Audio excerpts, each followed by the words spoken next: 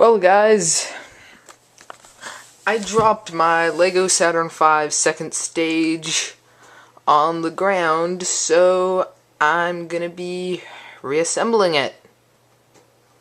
That'll be fun. Just decided to take the entire thing apart, put it back together again. Hope you guys enjoy this video.